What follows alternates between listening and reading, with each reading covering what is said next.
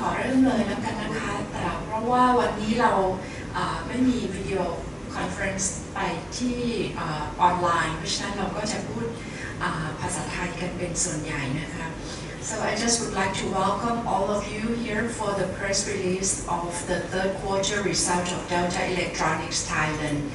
And today the same program will be conducted in both Thai and English as always.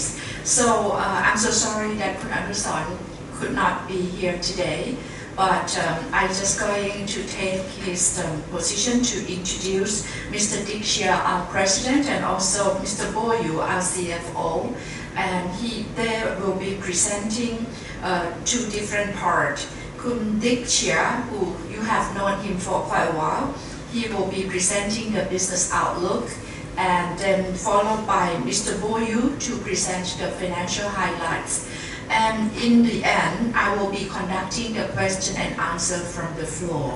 So if everyone is, I think that we could start here a bit early because actually we should start at 10:10. So I think that it's about time to start. And thank you everyone for coming today. So may I pass the stage to Khun Dik. Good morning. Thank you very much. Now I introduce our business outlook regarding about the quarter.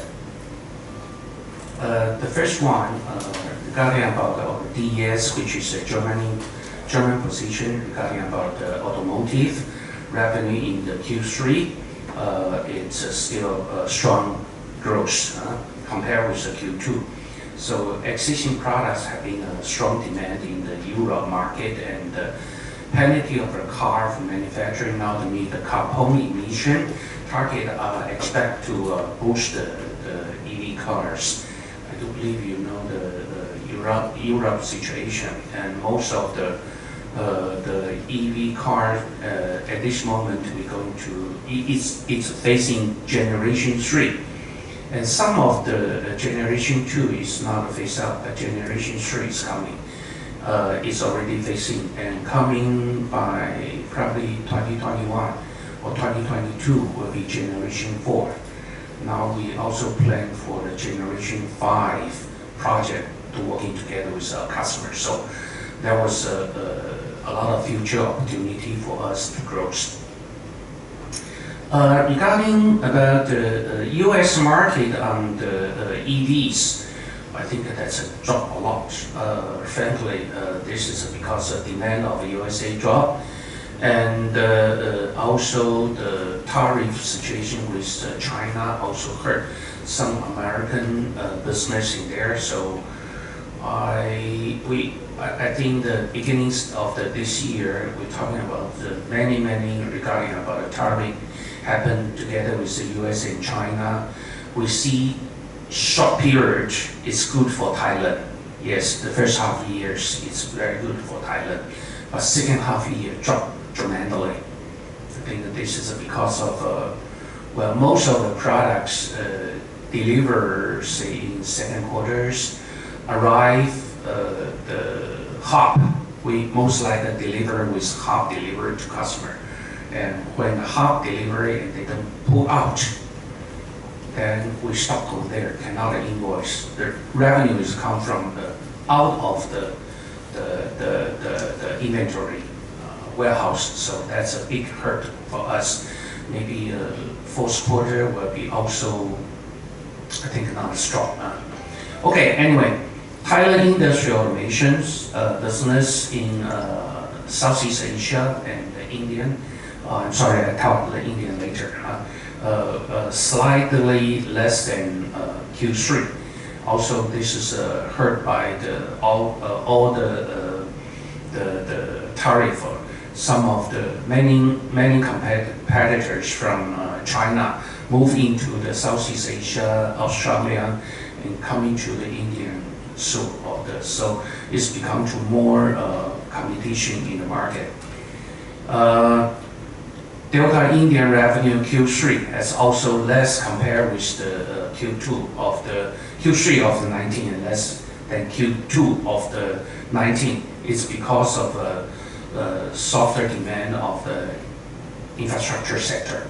The infrastructure sector like telecom, So all the comparison we can, although we still maintain same market share in Indian, but total revenue dropped around 35%. So that's a big hurt for us in the infrastructure market, which is including the other sectors. Overall, while year to year, DT revenue in the Q3 also decreased from the compared with the Q3 of 18 due to the worldwide demand and affected by the U.S. tariff. I think this is very bad. Even American shows something good to China, not increase the tax percentage, but it already go to 25%. So even they are not to increase, but still hurt 25% of that business. So that's going to be a very big hurt, as we see from the newspaper to say $500 billion business is going to move outside China. So you can see there will be $500 billion is going to move outside of China, starting from the first quarter of the year by and by. A move outside to China is not so easy. You need a piece of land, you need a government application, you need a talent, and you need a facility, well-experienced people, the local cultures, everything. So it's very, very difficult to move out, especially for Chinese. It's quite close countries. They don't know too much about overseas. They can do very good in China, but not really can do good in outside of China. We have a lot of friends investment in Lyon area for the tires. We all have the experience with them. They try very aggressive, but you still need to understand for Thailand, you need to understand Thailand culture, Thailand law, Thailand government incentive. So it's not say go, you can go. You have to step down by and by. And if you go to the other country, I think it's more worse because Thailand is more advanced and accept the investors come over here. But not every country, still a lot of red tape to block this and block that. So anyway, talking about operation, our Q3 production line have been 20% lower the revenue compared with the Q2 of 19. This is I'm sorry, this one should be 9.6%, not 20%. It's a 20%? Q2 of 19, it's a 9.6%. Oh, okay. Compared with the last year, it's 20%. Compared with the Q2, it's 20%. Compared with last year, it's 9.6%. And we expect to growth by end of the year for manufacturing, but maybe invoice by beginning of next year or end of this year. All depends on the how is demand from those data center manufacturing requirement. They're all giant in the world, so probably we can hear the good news from those big guys. And then we have Delta. Good things is Delta has included in the FTSE4Good index series on 2019. And we received the Thailand Top Corporate Brand Hall of the Frame in 2019 award. Delta received the Asia Agency Energy Award in 19 and Green Building category. This is a FTSE4Good indexes index series 2019. On the August 7, we received it, so it's a third consecutive years. And this is recognizing we get a top corporate brand award on frame of 2019 award received in the SET together with Chulalongkorn activities at SET.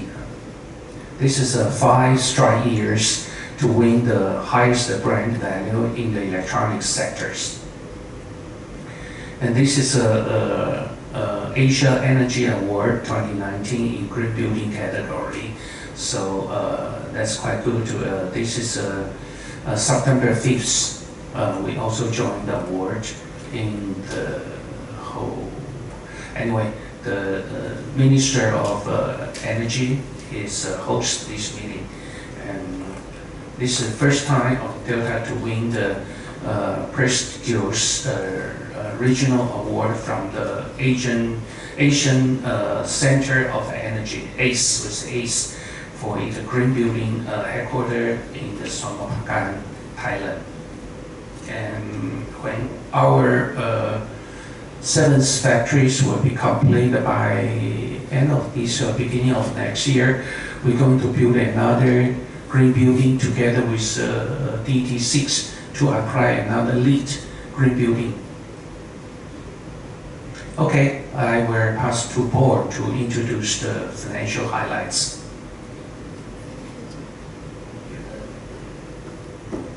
Good morning, everyone.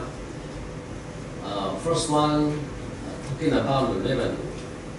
In Q3, we achieved 12.4 billion, and compared with the Q3 last year, we dropped by nearly 10%. And this one, if you count on the US dollars, and we dropped around 3%. That's because the exchange rate in Q3 last year is around 33, and Q3 this year at 30.7. Yeah. So, and another 2 factors from the market is our automotive power has been slowed down in the US, and also the India telecom power system since the Q4 last year that has been slowed down. And we look at why year-on-year revenue, we still strong, and compare with the last year same period, it's almost the same, only slightly drop 0.35%.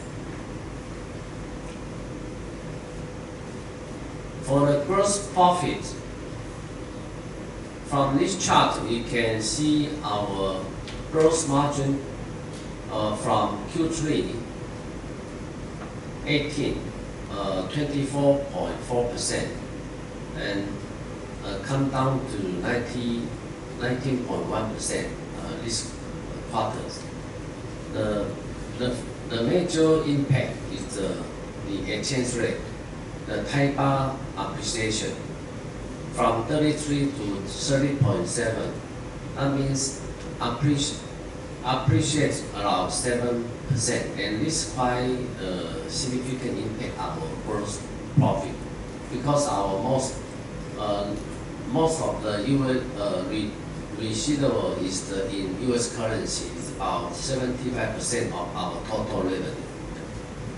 And after we have used the US dollar to purchase the materials, so net still impact the gross profit around 2.3%.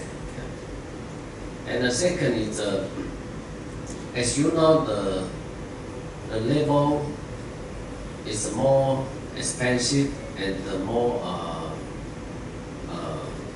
shortage in this area, and also we like to keep a growth. Since Mr. Dick also mentioned, we also build up additional factory, so we need to go on the automation. And automation, we need to invest.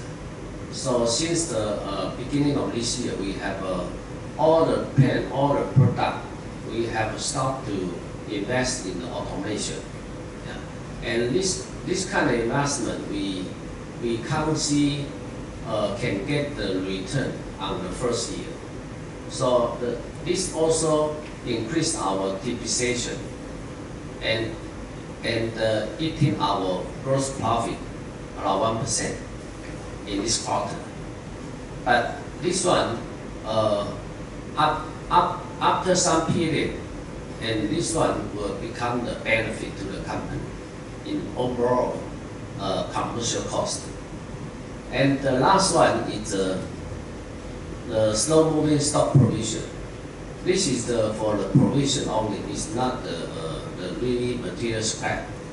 And we can see in Q3 this year, the revenue has been quite dramatic drop. And then so our agent of our stock in the hub also in-house. And then we need to set up the provision according to our accounting policy. And this also affect the profit around 1.5%. And for the year-on-year, we also have been drawn. This is the most of the same reason with the Q1Q. Operating profit, apart from the gross profit has been reduced, and we also have invest in R&D for automotive in Europe.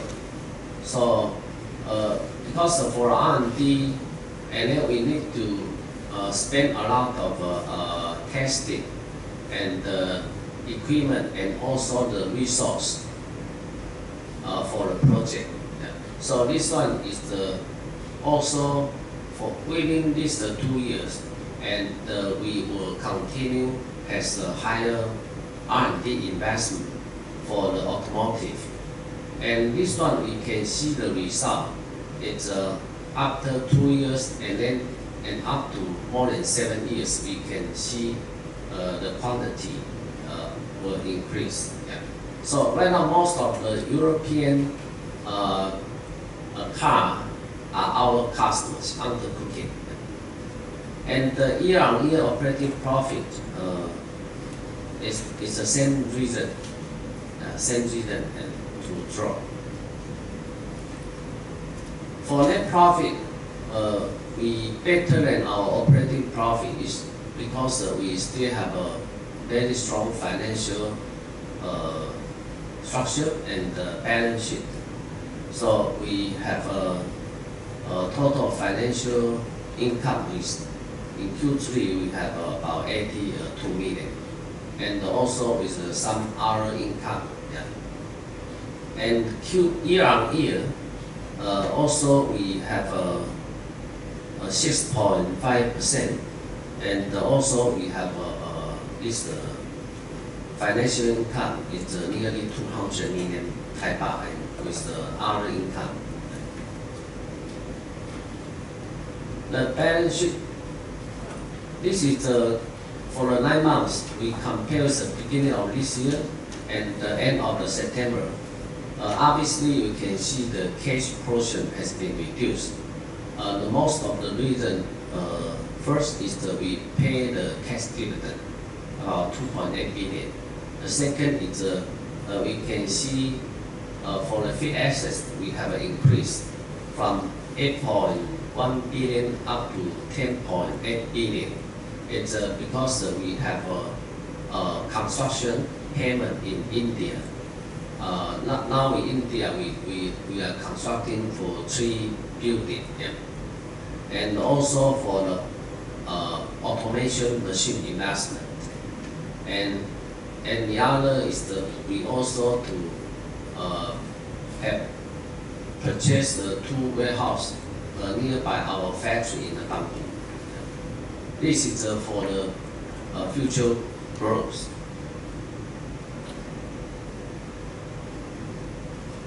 And for the financial ratio, so our gross profit for the 9 months this year is 20.7%, and the net profit is 6.5%. EPS 2 baht, and ROE 10.4%. DE ratio is still very healthy, and the quick ratio also nearly 2.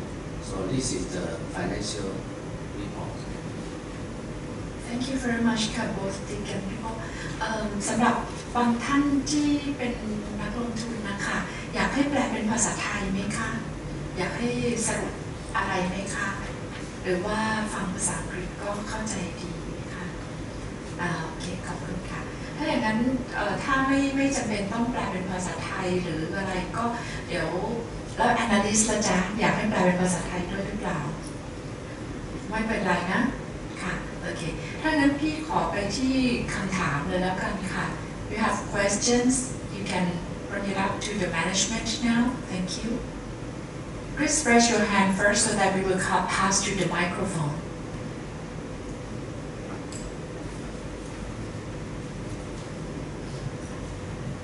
Hi, I just have a question for Nick. So, would you please introduce yourself first? hi, I'm Thanaphon from CNB. Yes. So, regarding the U.S. automotive, do you think that slowdown is temporary or permanent? If it's temporary, when do you see it coming back up again? Well, the model we faced then recently dropped because they try to give us some cancellation or some payment, but their model could be original plan is next year end of life, but they advance something close a little bit early. But the new products we still develop together with them. The EV car trend still goes very strong. So actually we don't worry too much, but short period is really we have to concern how to shrink our bill during this period. May I add something to Khun Dick's information just now? When we look at the market for our EV cars, actually we can divide it into two groups. The first group is the product that we developed by our German team. Those are really serving the high-end cars, especially in Europe and also some in the US. And then there's another group which is co-developed with Taiwan, which has been developing together like this since 2010. But majority of these products is for the market of US as well as for China. But as you can see that because we would like to gear toward the high end, and during this time that we still have some of the transfer and modification of the factory for the smart manufacturing. So that's why if you look into the breakdown of the sales of these two types of products, you will see that basically the one which coming so strong is the one which is quite high end. That is still going forward, is still having not exciting business growth, but still doing okay. But the other type, which is the one that we are actually serving the U.S. and China market, has been not much at the moment because we would like to concentrate on the new lines for those new cars as well, especially when we are looking forward to Gen 4 and Gen 5. But well, this is depending on the customer. Some customer we are working on Gen 2, Gen 3, and some customer we are working on Gen 4, Gen 5, which means that the excitement would come probably in the next year or so, which is going to be in line with the the adjustments of the line. You will see it next month. Oh, yes, next month. When you come to see the plant on the 21st of November, we are very proud to present to you how we are reducing the workforce in such a way to improve the capacity, productivity, and also the quality of the products. Okay, next question, please. Hello. Yeah, hi. Well, in Nansapok International Securities, in my view, I think like the FX is basically distorted and like mislead the operation heavily. I think both the profitability and everything. So I would like to get a sense whether it, and also I think expansion and new costs, but would like to get a sense in existing business, how are you feeling with the operation, the core operation I would say right now, and do you think like in your key segments like telecom, EV, and data center, are you still believe and confident in those segments going forward? If I say setting apart the FX and also the new cost that for expansion that surely be temporary. Let's say this, we are doing most likely 99.99% of our business is trading by foreign currency, especially in US dollar. So exchange rate for us is really hurt. You see if the situation like year of 2015 or 2016, the exchange rate is 33, 34 during that period. And for us, it's more easy to handle. But I don't know. Some of the people, even in government, is saying the currency we're going to appreciate to make everybody not nervous. We're going to 28, 29. So we are also to see what we can do over here to do.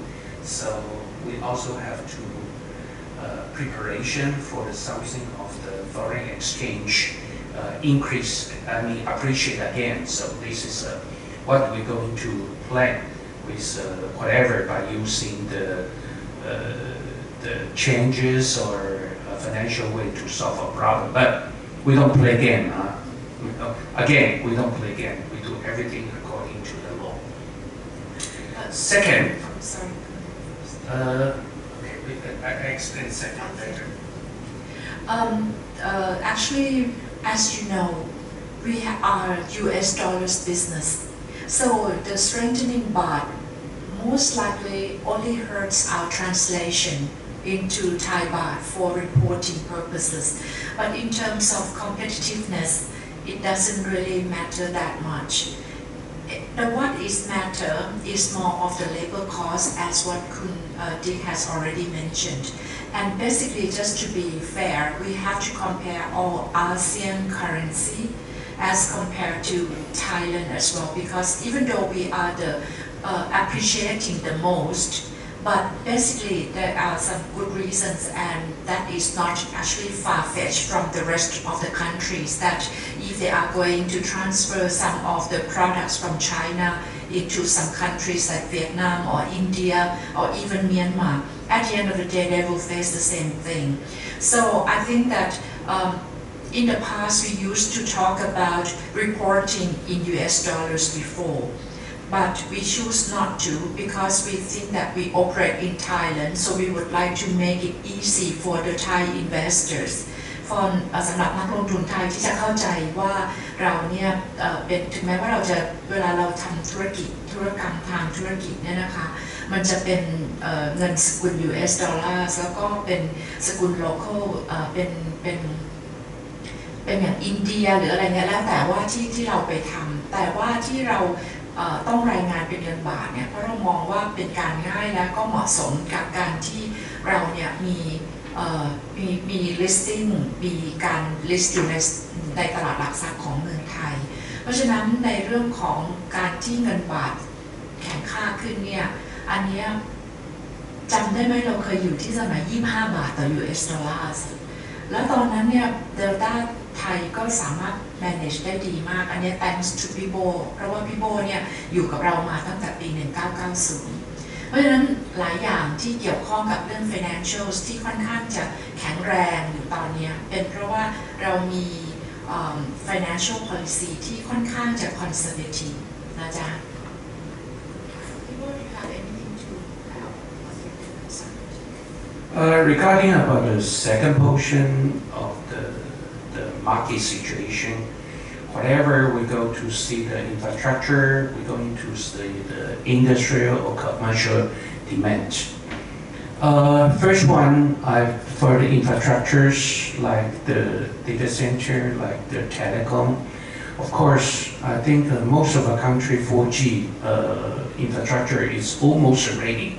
So still set up for the countryside. I think there will still remain some demands, but not as strong as before. So most of the country will be slow invest, but coming 5G. So how to using the existing facility to link together with the 5G new technology, new products to link together. Maybe they're going to, not maybe, for sure, they're going to using the existing, the transmission, the port, the local TBS. So I think the only difference is a 5G to link together with the ports. So what's the difference? The more detailed study. But now, because of each company, say Huawei or Ericsson or Nokia, or even we're talking about Zhongxin, ZTE. So they have probably they have a different approach, and we have to see each operators what is the technology approach with them. Then we can work together with those operators. So I cannot give you the firm confirmation, but definitely they're going to have more opportunities. Even the manufacturing center, they will change for sure. Okay, regarding about the EVs, I think everybody understand under 2025, which will reach 15% of the market share. But total car requirements from before 92 million, 93 million goes up, and last year dropped a little bit. Will it recover? So it all depends on the market requirements. So we do think they're going to increase up to the 100 million in very soon. That's meaning 50 million EV cars will be required by 2025, and probably 25% of the EV cars required by 2030. So for sure, this direction is no doubt. Global warming situation, pollutions, everything will be hurt. I mean, everything will impact of these demands increase, and probably we're going to have a more fast. I mean, reach that figures. Like China already reached, I think 60% of the total global requirements on the EV cars, which I'm talking about PHEV plus BEV. But no more incentive for PHEV in China. Only BEV can get some incentive like free pad. If you don't have a cutlet, you cannot drive on the cars. So less tax or something in there. So government encouraged. USA also encouraged if you have the company parking free charge, or you have a department store that can get some free charge of electricity. So there's all kinds of incentive for all the people who is buying the EV cars. European for sure. That's also very critical. Talking about the environment protection. So I think European people. We have people from Germany to say, I want to booking a BEV cars and taking 6 months lead time. So quite tough during that period. The rest of that, industrial automation for sure. The people getting shortage, no matter in the manufacturing side in China, in Southeast Asia, like Thailand. And I just talked to the Kumagi to say, even in Vietnam, getting shortage of the labor. So right now, probably only the Indian and Indonesia have more labor. So we have to see how to using the industry to have a better efficiency, better quality, and very stable manufacturing for your customers. So all in all, I think future still very bright. I can only say future still very bright. All depends on Trump. Okay, thank you. Just a brief follow-up, since you touched about 4G and 5G. I think 4G is more like a quick, massive rollout and investment. For 5G, I believe that people is talking about gradual rollout, commercial area. So what I'm trying to ask is that where do you see that the growth or the benefit you may see from the rollout of 5G may be less than what you have benefit from the 4G? Is it, or you think like 5G will be much more in volume that it will help? Well, go back to the history. You see, you change from 2G to 3G, 3G to 4G. I think this is almost same. In the beginning stage, will be expensive, but now 4G is very cheap, right? I should say reasonable price. You're using data much more than 1 year ago, right? So that all comes from 4G. But when the 5G comes out, the speed can be, I don't know, 100 times faster. A movie only needs probably 5 to 10 seconds, but you pay more in the beginning stage and come more and more, they will be very cheap. Okay, for sure. But when you're using more data, there's still data, 20 mega, 40 mega, 500 mega for a movie, you still need a lot of the data, right? So data center infrastructure also very, very important. One person, 1 month, you may using 500 mega times 30 days, or you just record a movie one day, it's 500 mega. And think about it, you have the message, you have the link together with the video to all your friends, and when your friends open the videos, so how big is that? So data center will be also very huge demand. If you don't have a big data center, you cannot receive the video or receive the message in time, and people will complain. And that's one of your service area for those, say, true AIS or even the local data center provider, co-location.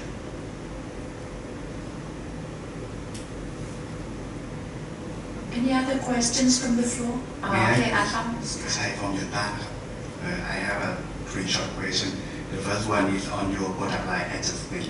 You're talking about automation, put automation instead of labor, and maybe you have to adjust some line to cover Delta Taiwan on order. So I would like to see the update on the product line adjustment. When do you think it's going to finish?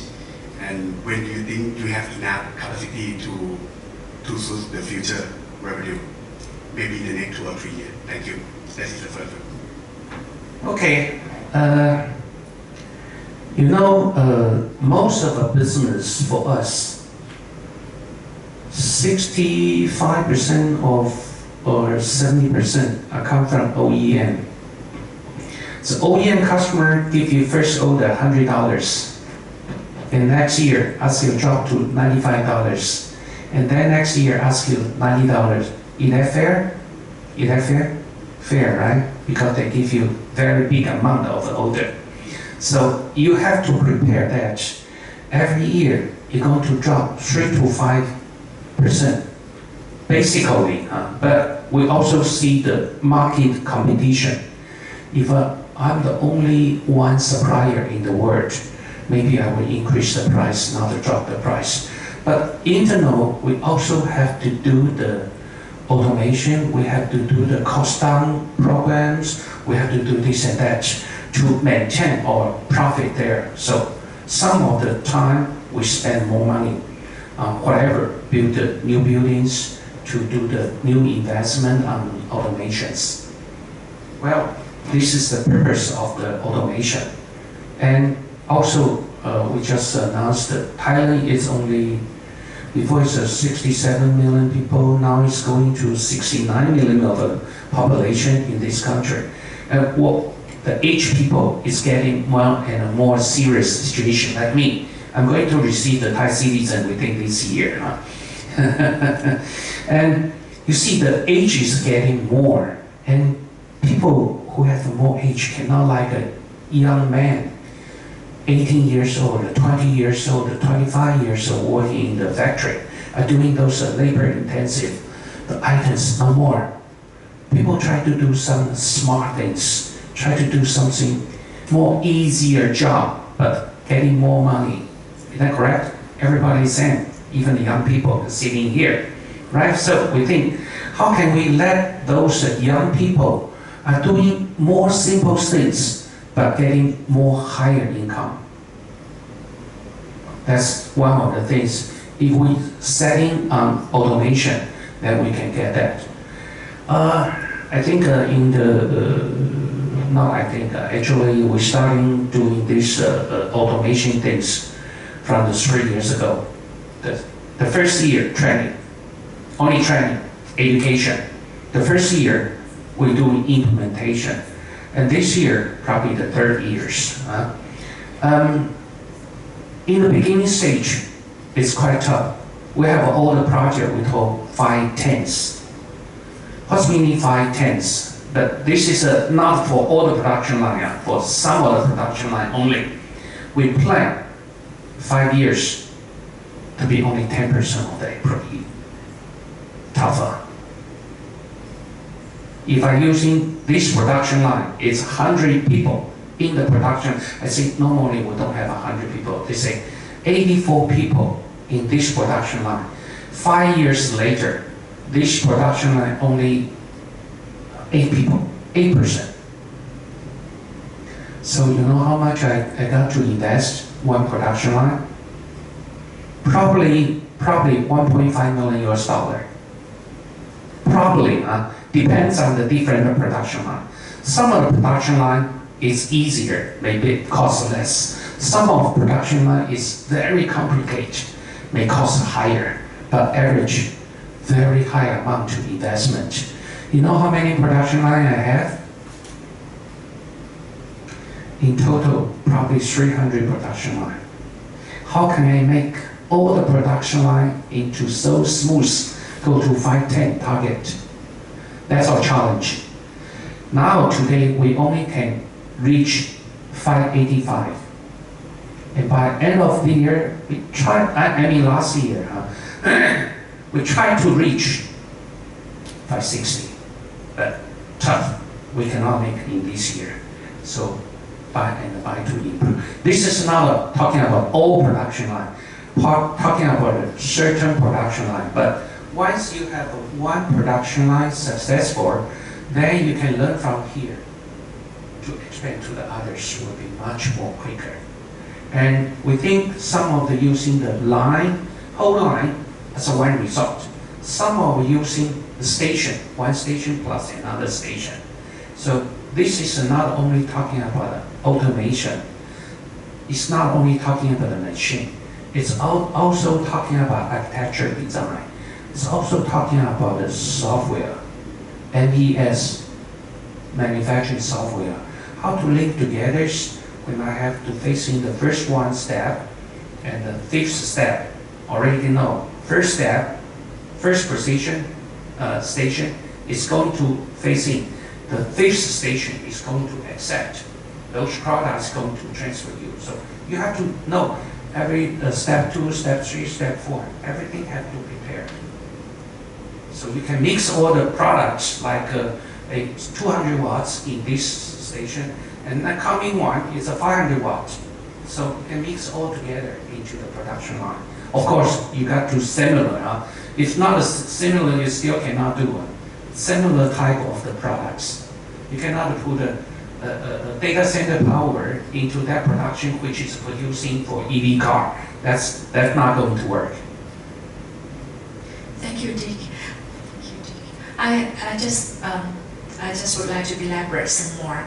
When we work on our numbers, okay, there are 3 steps that we have to do. The first step is, of course, to buy land and build a building. Talking about Thailand first, when you go to see the factory by the end of next month, you will see that our building is about to be completed. And that is going to house the EV cars business and the business that we are helping the group to produce. So that's why, and also for the fans as well. So that's why you see, when that is the first step to build a building, because we already have the land in Thailand, especially in Chacheongseao in Wellgrow.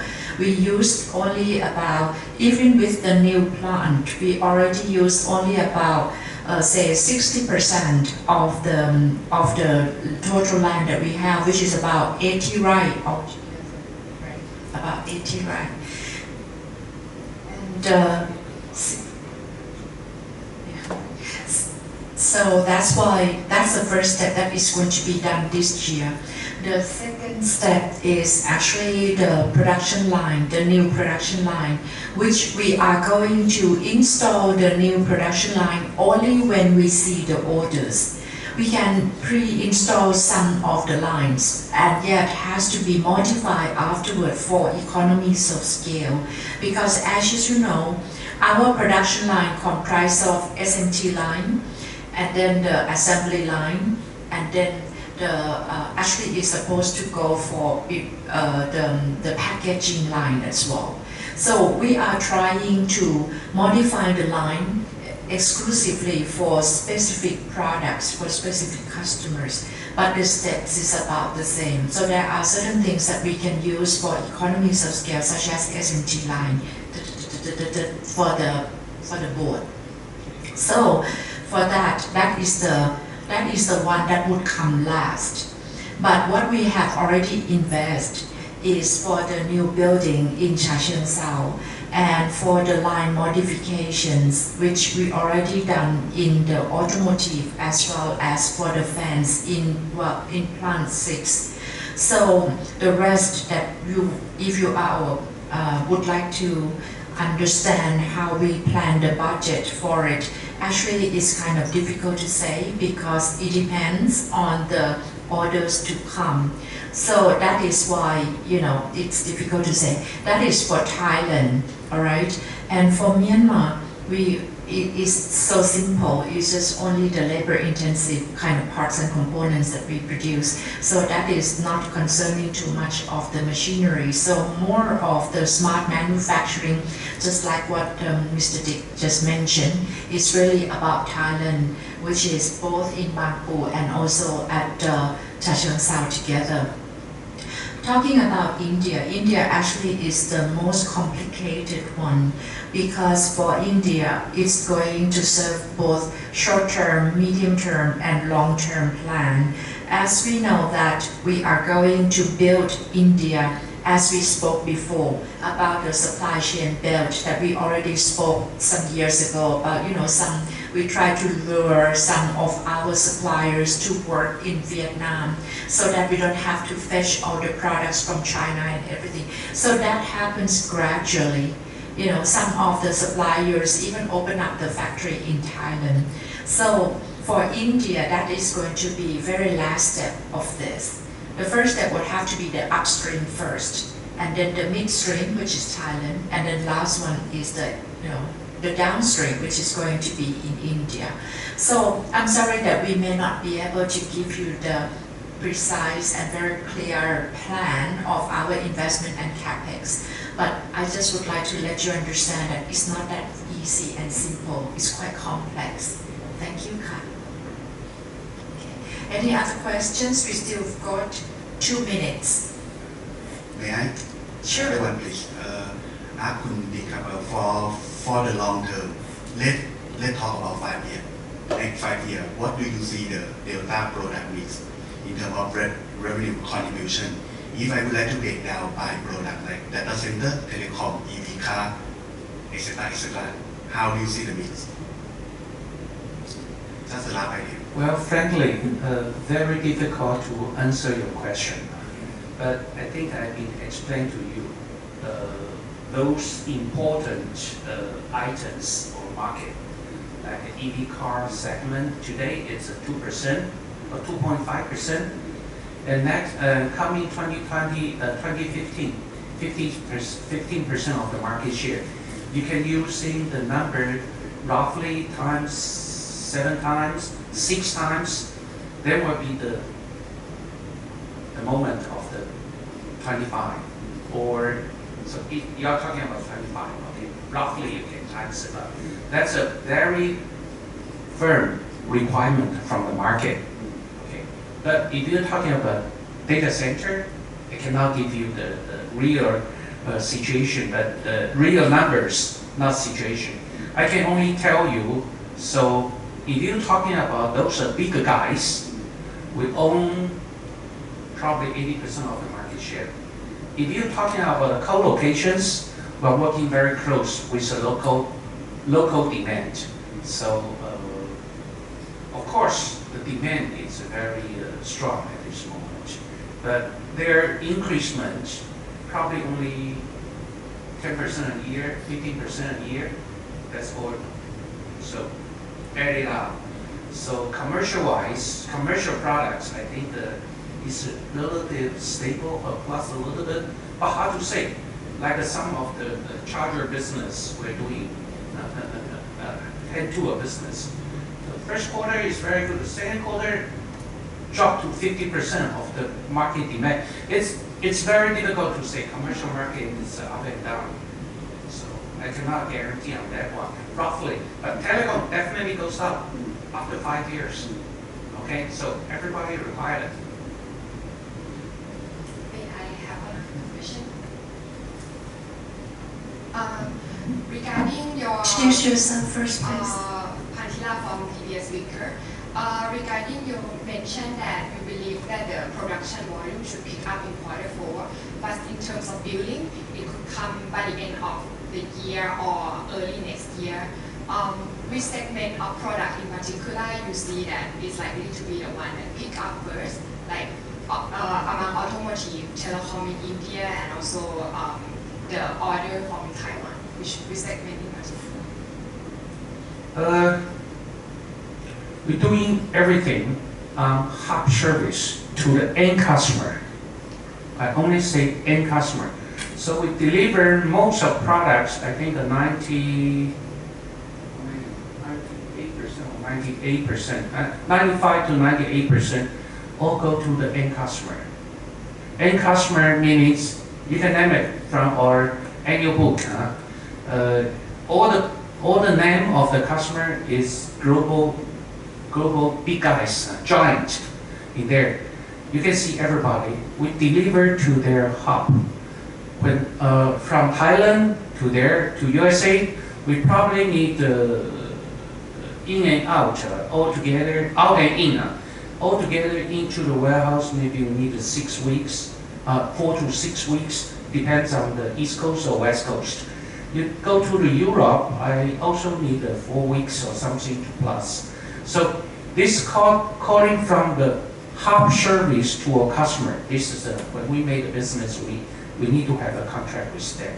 So when they need, they will pull out from the warehouse, and we have a contract with them to say, if you stay there for 2 months into the warehouse 2 months according to your requirements, then I will automatically invoice to you.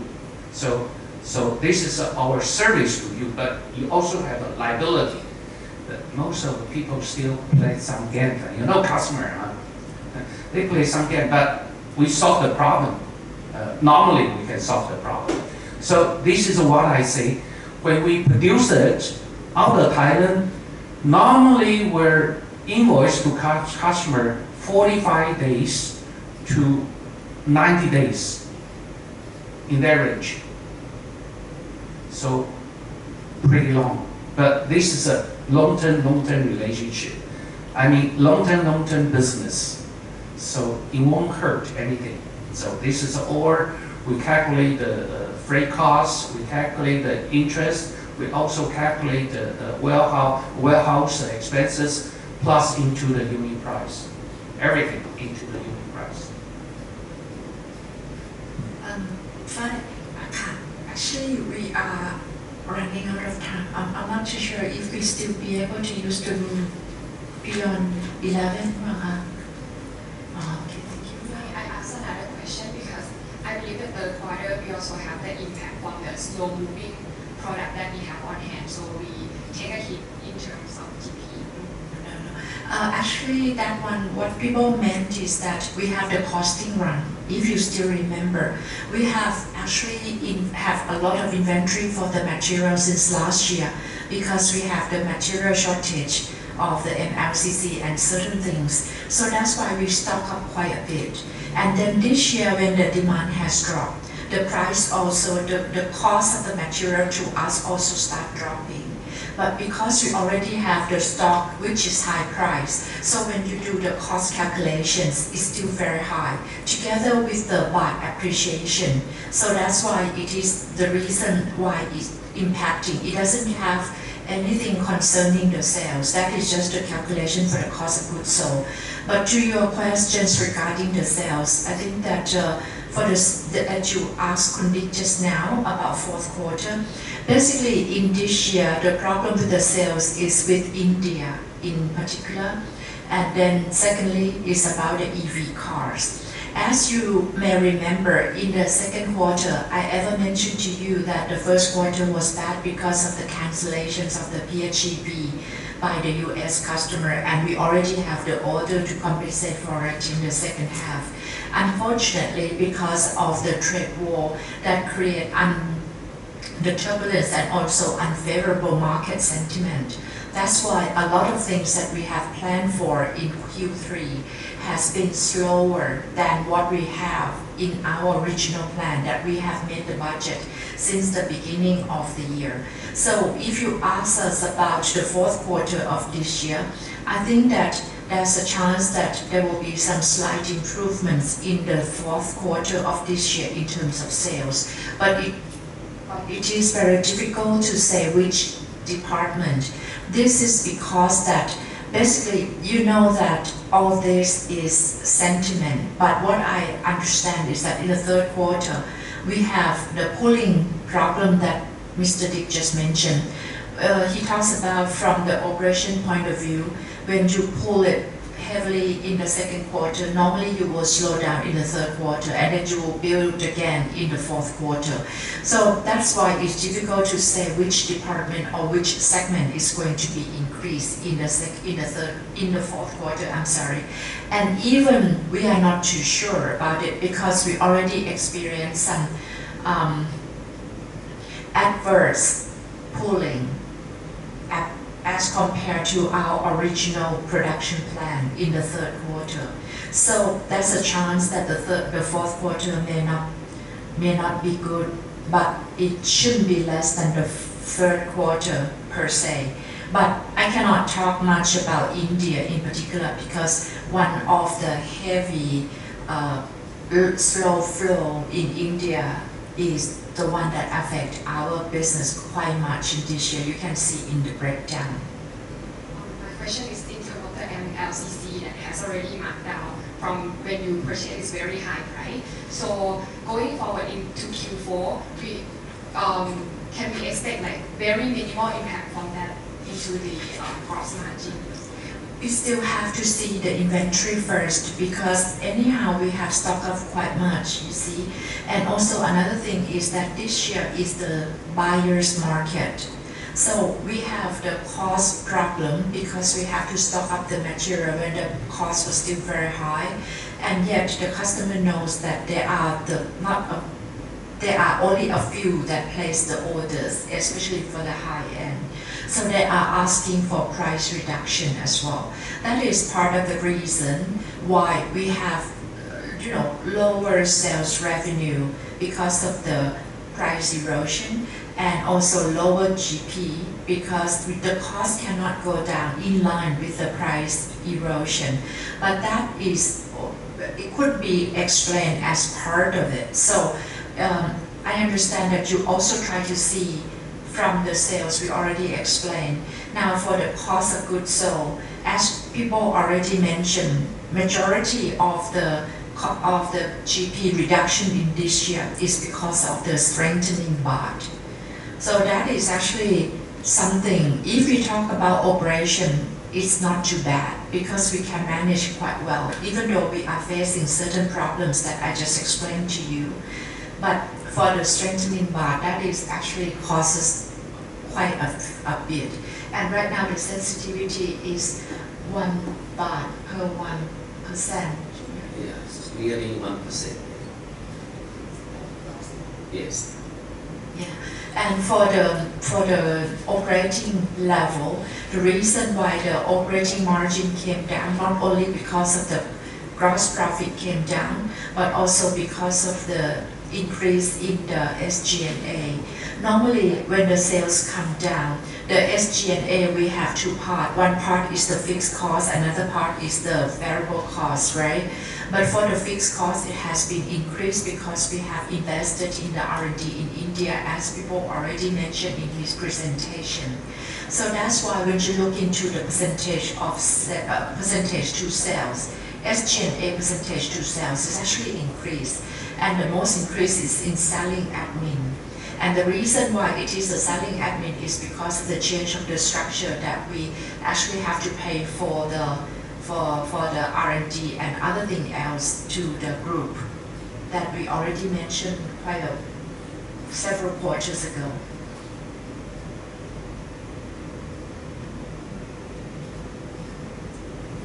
Finish. May I have a last question?